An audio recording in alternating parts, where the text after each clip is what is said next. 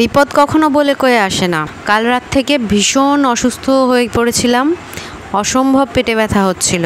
ভোরের দিকে আর সহ্য করতে না পেরে হসপিটালে যাই এবং হসপিটালে গিয়ে তৎক্ষণাৎ ট্রিটমেন্ট শুরু হয়, ইঞ্জেকশন দেওয়া হয় এবং আধ ঘন্টার জন্য অবজারভেশনে রেখেছিলেন তারা। ইঞ্জেকশন দেওয়ার পরেও আধ ঘন্টার মধ্যেও যদি না কমে তাহলে ভর্তি হয়ে যাওয়ার জন্য বলেছিলেন। তো আমার যেহেতু বাড়িতে ছেলেটা একাই থাকবে, ভর্তি হয়ে যাওয়া আমার পক্ষে সম্ভব ছিল না, তাই ভর্তি হয়নি। সেখানে কিছুক্ষণ থেকে দেখলাম যে ব্যথাটা কমে কি না। ভগবানের কৃপায় ব্যথাটা একটু কমলে তারপরে বাড়ি ফিরে আসি এবং বাড়ি ফিরে আসার পরে সম্পূর্ণ রেস্টে ছিলাম।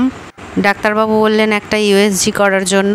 ইউএসজি করতে দিয়েছি, রিপোর্টটা এখনও এসে পৌঁছায়নি। সকলকে খুব দুঃখের সাথে জানাচ্ছি, গতকাল রাত থেকে ভীষণ অসুস্থ হয়ে পড়ি, অসহ্য পেটের যন্ত্রণা হতে থাকে। তো আমি ভেবেছিলাম গ্যাস অম্বলের জন্য হচ্ছে। ঘরে যা ওষুধ ছিল সেটা খেয়েছি, গরম জল খেয়েছি, যেগুলি ফার্স্ট এড, যেগুলি তাৎক্ষণিক চিকিৎসা ঘরে থাকে সব কটি করেছি, তাতেও অবস্থার কোনো উন্নতি হয়নি। যত সময় যাচ্ছিল ব্যথা আরও বেড়ে যাচ্ছিল। তো এভাবে 2-2.5 ঘন্টা সহ্য করার পরে ভোরবেলা ডাক্তারবাবুকে, আমাদের পাড়ায় যিনি ডাক্তার আছেন তাদের ফোন করি। তো তেনারা বলেন যে এখনও তো ফার্মেসি খুলতে অনেক দেরি, এই কারণে হসপিটালে চলে যেতে। তো হসপিটালে যাই, সেখান থেকে ইঞ্জেকশন দেওয়া হয় এবং ভর্তি হওয়ার কথাও বলে। যেহেতু আমার বাড়িতে, আমি হসপিটালে থাকলে আমার ছেলেটা একা হয়ে যাবে। এখনও ওর বাবা বাইরেই আছে, এসে পৌঁছায়নি।